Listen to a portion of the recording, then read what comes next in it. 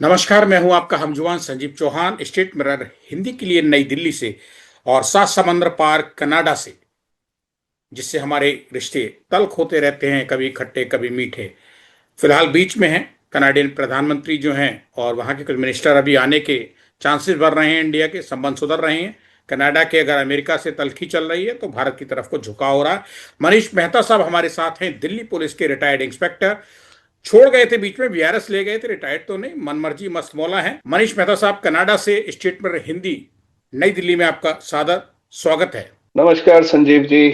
और बहुत बहुत धन्यवाद। एक बार फिर से आपसे वार्तालाप हो रही है किसी दूसरे मुद्दे पर। और thank you for letting me join your esteemed channel. आ, आ, मनीष जी, आपने भारत जैसा खूबसूरत देश क्यों छोड़ दिया? बेटियां पत्नी सबके साथ चले गए और कनाडा के सिटीजन हो गए। कहीं ऐसा तो नहीं जो यहाँ की राजनीति का अस्थिरता है, उथल पुथल है? वोट के लिए राजनीति में पीस दिया जाता है, वोट और वोटर। यूजीसी के जो अमेंडमेंट 13 जनवरी को अभी आई है, वो जी। उसका ज्वलंत उदाहरण है कि किस तरह से जनरल कैटेगरी को आप साइडलाइन कर रहे हैं। जब मैं किसी जनरल कैटेगरी की बात करता हूं तो इसका मतलब ये नहीं है कि मैं किसी भी और कैटेगरी के अगेंस्ट हूं। एक ही मुद्दा होना चाहिए, मेरिट। बाकी कोई कैटेगरी नहीं होनी चाहिए, चाहे वो जनरल हो, एससी एसटी हो। हाँ, अगर आप रिजर्वेशन देना भी चाहते हैं, टाइम बाउंड हो, इकोनॉमिक बेस पे हो, अंडरस्टैंड करते हैं। लेकिन ये जो नया अब शगुफा छूट गया है कि जनरल कैटेगरी को बिल्कुल ही आपने साइडलाइन कर दी है, this is not good for Indian politics कह लीजिए, और इंडियन इकोनॉमी कह लीजिए, और डेमोग्राफी के लिए भी कह सकते हैं आप। क्यों ब्रेन ड्रेन अब काफी होगा। मनीष जी, क्यों ये किया गया होगा? क्या वजह है? आप तो दिल्ली पुलिस के दबंग इंस्पेक्टरों में शुमार रहे हैं, तमाम मामले आपने खोले हैं बड़े बड़े। उसके बाद भी आप दिल्ली पुलिस, मेट्रो शहर की, राजधानी की पुलिस को छोड़ गए, कनाडा गए। आप गए तो गए, आपने सिटीजनशिप ली, बेटियां वहां सेटल की, पत्नी वहां सेटल की, पूरा परिवार ले गए। ये तो बहुत खूबसूरत मोदी जी का भारत है। हम ये नहीं कह रहे हैं कि वहां पर अपॉर्चुनिटीज नहीं थे, लेकिन जहां आपको बेटर अपॉर्चुनिटी दिखते हैं, तो अब कई लोग यहां से वापस भी जाते हैं इंडिया, लेकिन फिर वो दोबारा वापस आ जाते हैं नॉर्थ अमेरिका। तो डेवलपमेंट एज अ होल और डेवलपमेंट ग्राउंड, ये दो अलग अलग चीजें हैं। एज ए नेशन आप डेवलप कर रहे हैं, पर आप जो एक आम इंसान है, आप उससे जाके मिले, आप उससे पूछें कि डेवलपमेंट कहां तक पहुंची है, क्या वो डेवलपमेंट नीचे तक आई है। नो डाउट पहले से बेटर हुआ है, लेकिन उसी हिसाब की पॉपुलेशन भी बढ़ रही है। तो जो भी आप डेवलपमेंट करते हैं, आपकी बढ़ती हुई पॉपुलेशन उसको निगल जाती है। तो आपको पॉपुलेशन को एज एन एसेट प्रूव करना होगा, एज एन एसेट यूज करना होगा, पर वो लायबिलिटी हो रही है। अब इसी अमेंडमेंट में अगर आप देखें, किसी भी ऑफेंस के दो पार्ट होते हैं, कमीशन या ओमिशन। कमीशन, आपने किसी को मार दिया, आपने किसी को हिट कर दिया, तो आप कोई चीज कर रहे हैं जिससे कि वो ऑफेंस हो गया, तो जिसे बोलते हैं कमीशन ऑफ एक्ट। दूसरा आता है ओमिशन, कि आपको जो चीज करनी चाहिए थी वो आपने नहीं की, that is also an offence. आप किसी भी पद पर बैठे हैं, आप एक पुलिस ऑफिसर हैं, आपके सामने कोई ऑफेंस हो रहा था, आपने एक्शन नहीं लिया, तो आपने क्या किया? ओमिशन ऑफ ड्यूटी की, तो आपने एक ऑफेंस क्रिएट कर दिया, एक ऑफेंस कर दिया ना करके, ड्यूटी ना करके। सो सिमिलरली अगर आप इस एक्ट में देखें, तो इसके अंदर जनरल कैटेगरी को एक्सक्लूड कर दिया गया है, और उसके ऊपर से अगर कंप्लेनेंट जो कि दूसरी कैटेगरी से होगा और उसकी कंप्लेंट सही नहीं पाई जाती, तो उसके खिलाफ कोई एक्शन नहीं लिया जाएगा। अब यहां पे आप ओमिशन, सो बेसिकली आप ना करके एक ऑफेंस को बढ़ावा दे रहे हैं, एक क्राइम को बढ़ावा दे रहे हैं। आप सिर्फ एक ही मापदंड रखें, मेरिट्स, दैट्स इट। आप ये सोचें कि जो लोग इंडिया से नॉर्थ अमेरिका आके पूरे नॉर्थ अमेरिका को रूल कर रहे हैं, चाहे वो किसी भी बड़ी ऑर्गेनाइजेशन में हो, क्यों कर रहे हैं? सिर्फ एक ही रीजन है कि यहां पर कोई रिजर्वेशन नहीं है, सिर्फ एक ही क्राइटेरिया है, मेरिट। अगर आपकी मेरिट है तो आप किसी भी प्रोफेशन में किसी भी जगह एक्सेल कर सकते हैं। अब इंडिया का जो परिवेश है, जो पास्ट में होता रहा है, मैं ये नहीं कह रहा कि आप रिजर्वेशन ना दें, पर रिजर्वेशन में माइंड अप्लाई करें, आप इमोशंस और पॉलिटिक्स को दूर रखें। तो सूनर और लेटर सरकार को इसे वापस लेना होगा, ये मैं मानता हूं। एज अ लॉयर मेरा ये मानना है कि this is not fair. Manish ji, आप बहुत एकदम साफ सुथरा कहते हैं, किसी को अच्छा लगे बुरा, आप इस मानसिकता में, इस फ्रेम में, इस सांचे में नहीं जाते हैं। मैं आपसे 30 साल से आपको जानता हूं, और मेरे ख्याल से 20-25 साल आपको कनाडा में भी हो गए हैं रहते हुए।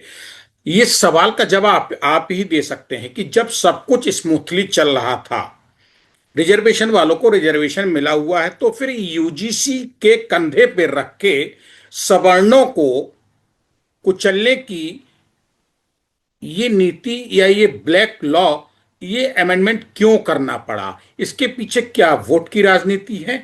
नजर आ रहा है अपनी अपनी कुर्सियां साध रहे हैं नेता। संदीप जी, जहां तक सबसे पहले तो मैं आपका जो वर्ड आपने यूज किया स्वर्ण, उससे सहमत नहीं हूं। ये स्वर्ण नहीं, ये सामान्य वर्ग की प्रॉब्लम है, जो जनरल जनरल कैटेगरी आप जिसे बोलते हैं। जनरल कैटेगरी जी। तो जनरल कैटेगरी को हम सामान्य वर्ग कहें तो मेरे लिए वो ज्यादा अप्रोप्रिएट होगा।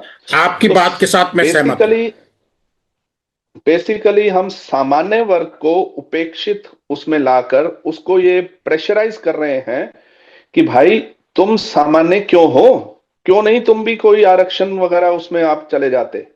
तो जो सामान्य है बेसिकली अब वो, उसके लिए रिजर्वेशन चाहिए, क्योंकि हर चीज के लिए रिजर्वेशन हो गया। आपकी एससी के लिए रिजर्वेशन है, एसटी के लिए रिजर्वेशन है, ओबीसी में कास्ट है उसमें रिजर्वेशन है, तो सामान्य रहे कितने परसेंट गए कि इंटेंट तो मैं कमेंट नहीं कर पाऊंगा पॉलिटिकल इंटेंट क्या रही हो, लेकिन जहां भी ये चूक हुई है किसी भी पॉलिटिकल पार्टी के लिए, किसी भी इकोनॉमी के लिए, ये फेटल प्रूव होगी आने वाले टाइम में, अनलेस एंड अनटिल सरकार इस पे गहन चिंतन करे। और जो भी थिंक माइंड है, पर जहां, सॉरी मैं एक चीज कहना भूल गया कि ड्राफ्ट में इस चीज का प्रोविजन था कि अगर कोई गलत कंप्लेंट करता है तो उसके खिलाफ एक्शन लिया जाएगा।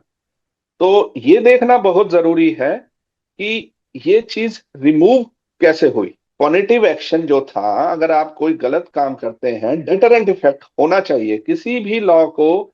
देखिए, लॉ कभी भी दो तरह के लॉ होंगे, अच्छा लॉ और बुरा लॉ। जो अच्छा लॉ होगा वो मिसयूज हो सकता है, लेकिन जो बुरा लॉ होगा वो कभी मिसयूज नहीं होगा, वो सिर्फ यूज ही होगा। तो आप इस लॉ को यूज मत होने दीजिए, आप लॉ को अच्छा बनाइए और उसको मिसयूज ना होने दीजिए। मनीष मेहता साहब, 13 जनवरी 2026 को जो promotion of equity in higher education institution regulation 2026 लाया गया है, सुधार के साथ लाया गया है, जिसमें कि जनरल कैटेगरी को अलग करने की पूरी पूरी मंशा साफ कर दी गई कि उसको अलग थलग करेंगे, और उस पर जो रिजर्व कैटेगरी कैटेगरी है उसको हावी करेंगे। इसके पीछे इंटेंशन तो क्लियर होगा ना, मेलिफाइड इंटेंशन तो है। आप मानते हैं इस चीज को? देखिए, मेलाफाइड इंटेंशन कहना और मेलाटाइफाइड इंटेंशन प्रूव करना, ये दो अलग अलग चीजें हैं। अगर हम प्राइमा फेसाई देखें, इसमें इंटेंशन, ये तो सिक्के का एक पहलू है। सिक्के का दूसरा पहलू ये है कि सुप्रीम कोर्ट ने एक ऑर्डर किया कि इस चीज को जितने भी स्टेक होल्डर्स हैं उनको मद्देनजर रखते हुए ये अमेंडमेंट की जाए।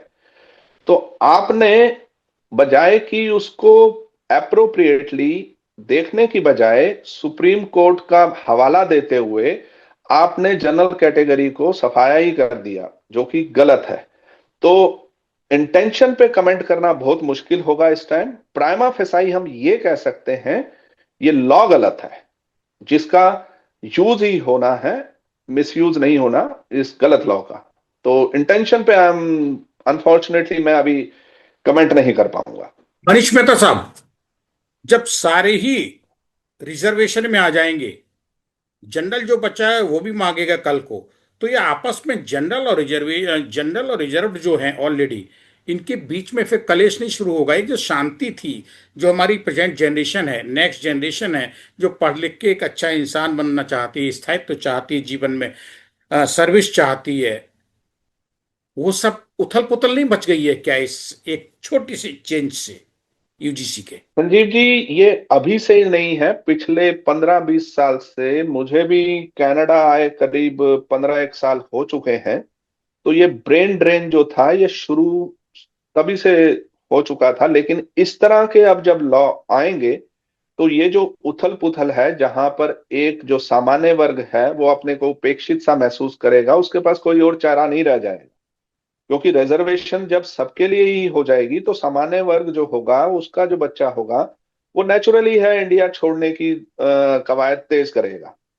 अब जो इंडिया छोड़ने की कवायद तेज करेगा तो ब्रेन ड्रेन और ज्यादा होने के चांसेस बढ़ जाएंगे। अब बच्चा जब बाहर जाएगा तो पढ़ेगा लिखेगा, जो भी फीस देगा, आगे जाके जो भी कंट्रीब्यूशन करेगा इकोनॉमी को, वो सब इंडिया के बाहर ही करेगा। तो इंडिया बेसिकली इस लॉ के थ्रू, मैंने जैसे पहले भी बताया, ब्रेन ड्रेन इकोनॉमी और डेमोग्राफी तीनों में नुकसान इंडिया को रहेगा। तो मेरा मानना ये है कि इस लॉ को आप सेफ गार्ड लीजिए, उनको सभी को मद्देनजर रखते हुए लीजिए, किसी एक को फायदा पहुंचाने के लिए आप बाकी को नुकसान ना करें। मनीष मेहता साहब, आपको बहुत साल हो गए हैं कनाडा में, वहां आप एक वरिष्ठ वकील हैं और नामी गिरामी वकील हैं, अच्छी प्रैक्टिस आपकी है। दिल्ली पुलिस में भी आपने 20 साल नौकरी करी और यहाँ को छोड़ के आप भारत को भी जानते हैं, कनाडा को भी जानते हैं। सवाल ये है कि भारत में ही ये upper caste, lower caste, general caste, reserve caste, ये कास्टिज्म जो है वो भारत में ही क्यों कढ़ाई में उबाला जाता है और इसको ठंडा करके फिर खाया जाता है? क्या कनाडा में भी इस तरीके से है? कोई चौहान साहब, पंडित जी, मेहता साहब, मनी साहब, हरिजन साहब, ये सब वहां भी है या और देशों में? और वहां नहीं है तो वो कैसे व्यवस्थित हैं? हम कैसे अलग हैं? हमारे क्यों शोर मचता है इसका? संजीव जी, सारी जड़ की, जो कहते हैं ना, सारी प्रॉब्लम्स की एक ही जड़ है। वो है आपका बढ़ती हुई जनसंख्या, जिसको कि आपने अभी तक एसेट की तरह यूज नहीं किया है। तो जब जनसंख्या बढ़ती है तो रिसोर्सेज आप जितने भी हों वो कम होते चले जाते हैं, और जब रिसोर्सेज कम होंगे और चाहने लेने वाले ज्यादा होंगे तो कॉन्फ्लिक्ट पैदा होगा। अब रिसोर्सेज आपके पहले ही कम है, और उसमें से भी जब आप और ज्यादा रिजर्वेशन वाली चीजों में, प्रेजेंट सिनेरियो में चले जाएंगे, तो और ज्यादा आपके कॉन्फ्लिक्ट होने शुरू हो जाएंगे। नो डाउट यहाँ नॉर्थ अमेरिका में भी डिस्क्रिमिनेशन बहुत बहुत ही छोटे लेवल पे अगर है, तो वो पर कास्ट बेस्ड डिस्क्रिमिनेशन नहीं है। यहाँ कभी होता था, नॉर्थ अमेरिका में कलर बेस होता था, लेकिन अब वो बिल्कुल, जिसको कहते हैं, नगण्य के उस पर है, बिल्कुल खत्म अच्छा। होने की कगार पर है।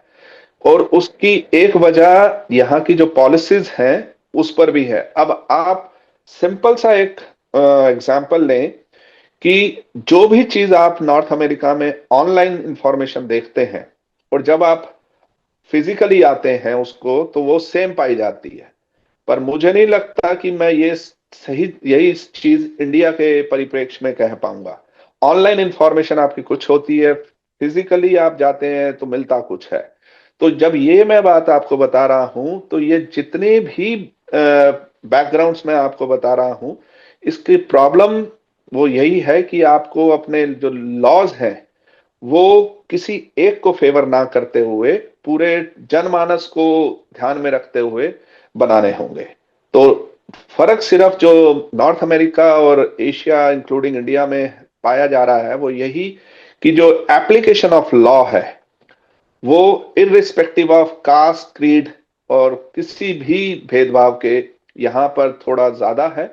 इंडिया में पास्ट में, पूर्व में ये सब चीजें होती रही, लेकिन हम उन चीजों को आज भी प्रेजेंट में भी लेकर अगर लाएंगे तो नुकसान भारत का ही होगा। मनीष जी, जो अभी दर्शक और हमारे सब्सक्राइबर स्टेट में हिंदी के अभी जुड़े हैं, मैं उनको बताना चाहूंगा, मैं उनके साथ हूं, आपका हमजुमान संजीव चौहान, नई दिल्ली से, स्टेट में हिंदी के लिए। और हमारे साथ खास मेहमान हैं कनाडा से, सात समंदर पार, भारत के मूल निवासी लेकिन अब एनआरआई हैं और 15-20 साल से वकालत कर रहे हैं। दिल्ली पुलिस से वीआरएस लेने के बाद कनाडा में जाके बस गए सपरिवार, वहाँ के वकील हैं मनीष मेहता साहब। मनीष मेहता साहब से हम बात कर रहे हैं भारत में यूजीसी द्वारा लाए गए 23 जनवरी 2026 को काले कानून की, जिस पे मचा है बवाल। बरेली उत्तर प्रदेश का जो शहर है, एक क्लास सिटी है, उसमें सिटी मजिस्ट्रेट अलंकार अग्निहोत्री ने रिजाइन कर दिया है, सेवा को लात मार दी है सरकारी को, और इसके खिलाफ कि ये जो गलत हुआ है सब। और मनीष मेहता साहब, एक और तमाशा हुआ है कि ये पॉलिटिकल चल रहा था, स्टूडेंट्स पे चल रहा था, एजुकेशन पे चल रहा था, काला कानून का साया, और इस साये ने अब एक गर्दन deputy deputy director, deputy GM हैं जीएसटी के, सम सिंह साहब हैं अयोध्या में, उन्होंने भी इस्तीफा दे दिया और वो रो रहे हैं। मोबाइल पे पहले कैमरा खुलवाते हैं और उस कैमरे में फिर रिकॉर्डिंग कराते हैं, रोते हैं और मोबाइल पे बता रहे हैं अपनी पत्नी को कि अब मुझसे ये देखा नहीं जा रहा है कि योगी जी और मोदी जी और बीजेपी जिसका हम तनख्वाह खा रहे हैं उसके लिए लोग गालियां दे रहे हैं। मतलब एक रिकॉर्डेड है और ये खूब चल रहा है। मतलब कुल मिला के ये एक ऐसा झंझट, बीमारी, कैंसर सा हो गया है 3-4 दिन के अंदर, कि फैलता ही जा रहा है। अब जो अपर कास्ट है, जिसको आप नहीं अपर कास्ट कहना चाहते हैं, सवर्णी कहना चाहते हैं, आपके हिसाब से आप भी ठीक हैं, लीगली आप बात कर रहे हैं कि जनरल उसको कहिए कैटेगरी, और रिजर्व कैटेगरी, वो सब सड़कों पर उतर रहे हैं। सवाल ये है कि इसमें सबसे ज्यादा नुकसान तो आम आदमी का है ना। नेता मंत्री संतरी हुकूमतों का तो कोई लंबे समय के लिए नुकसान नहीं है। आप इस बात से सहमत हैं? संजीव जी, आम आदमी का नुकसान है, पर वो आम आदमी जिसको कहते हैं अंतोगत्वा, कहाँ का आम आदमी है? वो भारत का आम आदमी है। तो जब आम आदमी का नुकसान हो तो किसी भी एक आदमी का नुकसान यानी कि भारत का नुकसान है। तो किसी भी सरकार को इस चीज को देखना होगा कि किसी भी आदमी का नुकसान नहीं हो, चाहे वो सामान्य हो, चाहे वो एसटी, ओबीसी, एससी, कोई भी हो। तो फिर वहीं पर मैं आता हूं कि आपको कुछ चीजें इसमें ठीक करनी होंगी, नहीं तो इसका नुकसान की भरपाई करना सरकार के लिए और पॉलिटिशियंस के लिए मुश्किल हो जाएगा और कुर्सी जाते देर नहीं लगती। आप इसका एग्जाम्पल मंडल कमीशन में भी देख चुके हैं। विश्वनाथ प्रताप सिंह प्रधानमंत्री की गवर्नमेंट, 1989-90 की बात आप कर रहे हैं। जी जी जी। मनीष मेहता साहब, जितनी हम और आप बातें कर रहे हैं, जमीन से जुड़ी आम आदमी की बात कर रहे हैं, देश की बात कर रहे हैं, देश के हित की बात कर रहे हैं, और यूजीसी द्वारा 13 जनवरी 2026 को लाए गए इस अमेंडमेंट के साथ काले कानून की बात कर रहे हैं।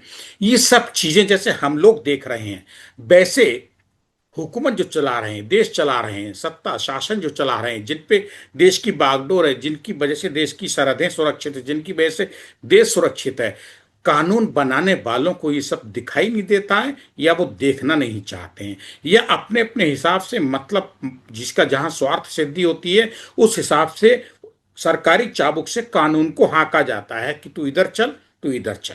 संजीव जी, इसमें किसी भी इंडिविजुअल या ऑर्गेनाइजेशन ऑर्गेनाइजेशन पर उंगली उठाना बहुत आसान है। लेकिन जैसा आपने पास्ट में भी देखा कि हर लॉ के दो पहलू होते हैं, अच्छा और बुरा, तो इसी तरह इस लॉ के भी दोनों ही पहलू हैं। तो किसी भी सरकार को जब वो लॉ लाती है तो अच्छे और बुरे दोनों पहलू देखने चाहिए। और अगर इवन इफ लॉ आ जाता है, किसान किसान आंदोलन में आपने जैसे देखा कि इंटेंशन अच्छी थी, लॉ भी अच्छे थे, लेकिन सरकार को वापस लेना पड़ा। पर यहां पर तो प्राइमा फेसाई आप देख सकते हैं कि जो लॉ है वो जनरल कैटेगरी को बिल्कुल ही आइसोलेट कर रहा है। तो मेरी समझ से बाहर है कि किस वजह से इंडिया के या भारत के जो तेज तर्रार बुद्धिजीवी सो कॉल्ड है, उन्होंने इस चीज को अनदेखा कर दिया।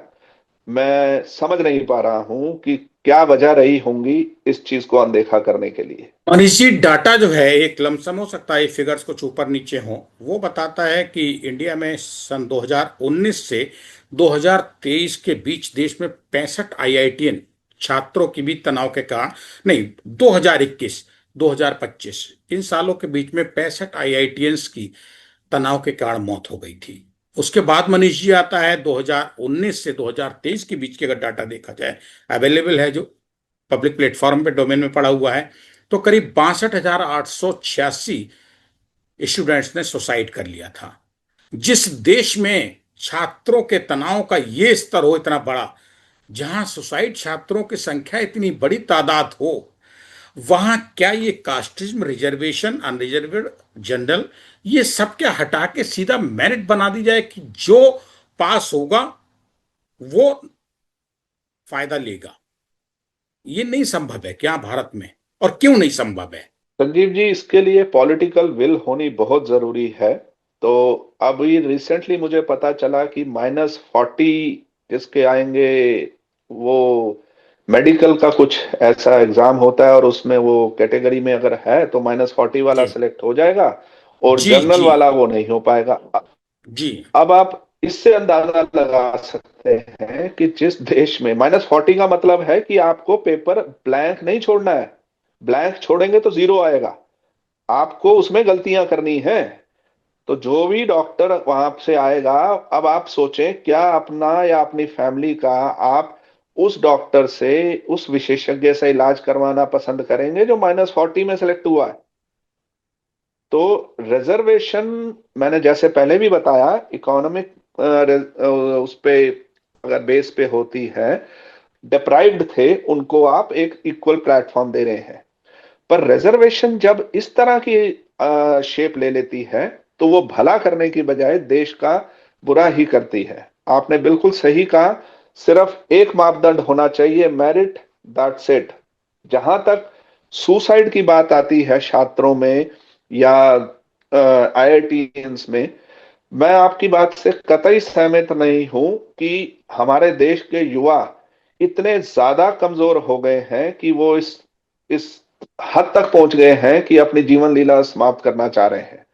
अगर कोई भी आईआईटीएन, कोई भी युवा इस हद तक पहुंच गया है, इस हद तक उसका माइंड स्ट्रांग नहीं है, तो उनको रिजर्वेशन की नहीं, उनको प्रॉपर गाइडेंस, उनको प्रॉपर अपब्रिंगिंग, उनको ये जो आपका वेस्टर्न कल्चर है उसकी तरफ से हटाकर वापस भारत के कल्चर की तरफ मोड़ना होगा। मनीष मेहता साहब, आप तो चलो दिल्ली पुलिस की नौकरी छोड़ के चले गए, वकालत कर ली, आपने मेहनत की और आपका साथ मेहनत, और साथ मेहनत के बाद जो रिजल्ट आया उसने बहुत आपकी मदद की, आपकी मेहनत ने आपकी मदद की, आपने कर्म किया, कनाडा में सेट हो गए। सवाल यह है कि आप कनाडा से भी भारतीयों को भगाया जा रहा है, और देश भी हैं वो भी वापस कर रहे हैं भारतीयों को। भारत में जो है यूजीसी नए कानून लाद रहा है, कास्टिज्म का, फलाना ढिमका, रिजर्वेशन रिजर्व का, ये सब चल रहा है। सवाल ये कि भारत का शिक्षित बेरोजगार युवा आने वाले 2-4 साल 5 साल में कहाँ खड़ा होगा? मनीष मेहता जो कनाडा में इस वक्त हैं, आप वहां सेटल हो चुके हैं, आप एक भारतीय होने के नाते भारत की भी समस्या समझते हैं, सुख और दुख समझते हैं, और कनाडा के भी सुख और दुख समझते हैं। भारत का युवा इन बदतर, घटिया, पॉलिटिकल डाउन विल पावर, कहेंगे विल पावर नहीं कहेंगे, डाउन विल, मतलब बिल्कुल गिरी हुई, और यहाँ कहाँ खड़ा होगा 5 साल बाद भारत का शिक्षित बेरोजगार युवक? संजीव जी, जैसे आपने बताया कि वो उनके पास, जनरल कैटेगरी के पास और कोई ऑप्शन नहीं रह जाएगा बजाय कि इंडिया से, भारत से बाहर मुख करने के अलावा। लेकिन भारत, अब जैसे भारत के बाहर भी जब भी, चाहे यहाँ पर आप जनरल कैटेगरी आए, चाहे एसटी आए, ओबीसी आए, यहाँ पर नहीं पूछा जाता कि आपकी कैटेगरी क्या है। आपके पास मेरिट्स हैं, आपके पास काम करने की इच्छा शक्ति है, तो sky is the limit in north America. मैं ये नहीं कहता कि भारत में अवसर नहीं है, भारत में अवसर हैं, लेकिन इस तरह के लॉ जब लाए जाएंगे तो वो जो अवसर हैं वो अवसर ना होके वो छात्रों के लिए अभिशाप बन जाएंगे, लोगों के लिए अभिशाप बन जाएंगे, प्रोफेशनल्स वहां से पलायन करना शुरू कर देंगे। तो सरकार को इस तरफ विशेष ध्यान देना होगा। मनीष मेहता साहब, आज भी 6 से 7 लाख लोग जो हैं, ना कि बच्चे ही, परिवार, लोग, नंबर ऑफ मेंबर्स, इंडियंस, वो पलायन कर रहे हैं भारत से। भारत की सरकार पे कोई असर नहीं पड़ रहा है। मोदी जी मस्त हैं, अमित शाह मस्त हैं, सरकार चल रही है, बीजेपी का डंका बज रहा है, पश्चिम बंगाल पे निशाना है, कहाँ राष्ट्रपति शासन लगाना है, कहाँ सत्ता को हथियाना है। बिहार काबू कर लिया है, बिहार में अपनी सत्ता बना ली, यूपी में अपनी सत्ता है, कहाँ कहाँ बीजेपी है, ठीक है, कहाँ कहाँ कांग्रेस है, अपोजिशन है, इनको निपटाना है। यहाँ तो ये चल रहा है।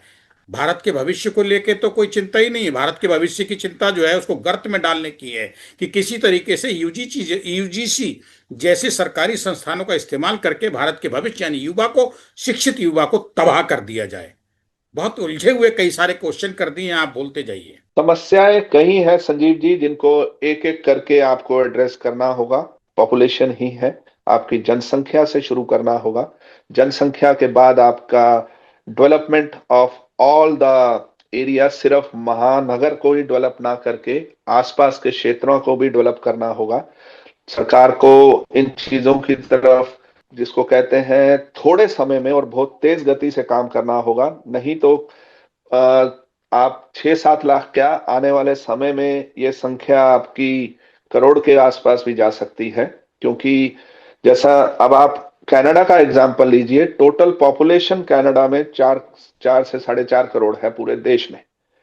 और जहां तक मेरा अंदाजा है, दिल्ली में अगर एक्चुअल पॉपुलेशन की बात करें, आप डेटा और सेंसस को छोड़ दें, एक्चुअल पॉपुलेशन की बात करें तो 3-3.5 करोड़ के आसपास दिल्ली ही पहुंची हुई है।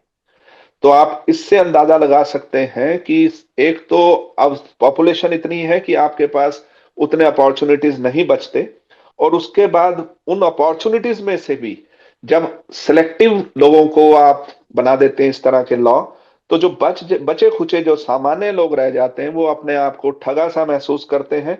उनके पास और कोई चारा नहीं रह जाता फिर देश छोड़ने के अलावा। देश छोड़ना, कोई नहीं चाहता अपने देश को छोड़ना, लेकिन जिसको कहते हैं ना कि जब कोई और चारा ना बचे तो फिर उसको देश के बाहर का मुख करना पड़ता है। और मैं ये आपको अपने खुद के एग्जाम्पल से बता सकता हूं, जिसने भी भारत को छोड़ के नॉर्थ अमेरिका या किसी और देश की तरफ मुख किया है, चाहे वो किसी भी कैटेगरी का हो, उसने अपने क्षेत्र में बहुत अच्छा काम किया है। तो आप इस चीज को समझें कि वो व्यक्ति जो भारत को छोड़कर दूसरे देश में अच्छा काम करके दूसरे देश की इकोनॉमी, दूसरे देश में अपना योगदान दे रहा है, वो भारत में ये काम क्यों नहीं कर पा रहा था? तो कोई ना कोई वजह तो रही होंगी। तो मैं ये नहीं कहता कि यहाँ पे कोई प्रॉब्लम्स नहीं है, हर देश में कुछ ना कुछ प्रॉब्लम्स होती हैं, लेकिन आपने उन प्रॉब्लम्स को कितनी जल्दी रिजॉल्व करना है, आपको ये कहीं ना कहीं इसमें जिसको कहते हैं इंट्रोस्पेक्शन करना होगा। कुल जमा मनीष जी, आप कनाडा में बैठे, मैं नई दिल्ली में बैठा हूं, लेकिन इतनी दूरी के बाद भी जो हमारी बात हो रही है आधे घंटे से, उसमें मनीष मेहता साहब एक बात तो साफ हो गई है कि भारत में जिस तरीके से राजनीति का संक्रमण काल चल रहा है, पहले भी चला आता आया है, अपनी अपनी तरीके से सरकारें अपने अपने मतदाता भारतवासी को दूहती हैं। जब तक ये दूहना बंद नहीं होगा तब तक इस तरीके से बर्बादी होती रहेगी। आप अपनी स्वार्थ की रोटियां सेकते रहेंगे, लेकिन उसका सीधा असर देश और देशवासियों पे जाएगा। सरकारें इफेक्टेड नहीं होती हैं, एक सरकार जाती है दूसरी चली आएगी, लेकिन सरकारें रहेंगी। सबसे ज्यादा प्रभावित होगा तो आम नागरिक, फिर चाहे वो मंडल कमंडल हो विश्वनाथ प्रताप सिंह का, और चाहे मोदी जी के टाइम में यूजीसी का काला कानून। पिसना जनता को ही है, चाहे डबल इंजन की सरकार हो, बीजेपी की हो, कांग्रेस की हो, ये कोई मायने नहीं रखता है। लेकिन जब पिसेगी सरकारों की मार में, स्वार्थी सरकारों की मार में, राजनेताओं के अपने निजी स्वार्थ जब आ जाएंगे, तो जनता पिसेगी और देश पिसेगा। कमजोर जनता होगी, देश होगा। अगर मैं आपकी बात सही समझ रहा हूं और आप मेरी बात से हो सकता है सहमत हो या ना हो, ये आप पे छोड़ता हूं मैं। संजीव जी बिल्कुल ठीक कह रहे हैं आप। सरकारें आती जाती रहेंगी, जो मैटर करेगा वो देश का आम आदमी को मैटर करेगा। चाहे वो सरकार कांग्रेस, बीजेपी या किसी और पार्टी की हो, ये मैटर नहीं करता। मैटर ये करता है कि आपका डेवलपमेंट क्या हो रहा है, आपके लॉस कैसे बन रहे हैं, उनका एप्लीकेशन क्या हो रहा है। और ऐसा नहीं है कि पास्ट में ऐसे लॉ नहीं थे, बिल्कुल थे। ज्वलंत एग्जाम्पल है एक 498A आईपीसी, अगर आपको भी अच्छी तरह याद होगा, जिसमें जैसे ही मुकदमा दर्ज होता था पूरे के पूरे परिवार को उठा लिया जाता था।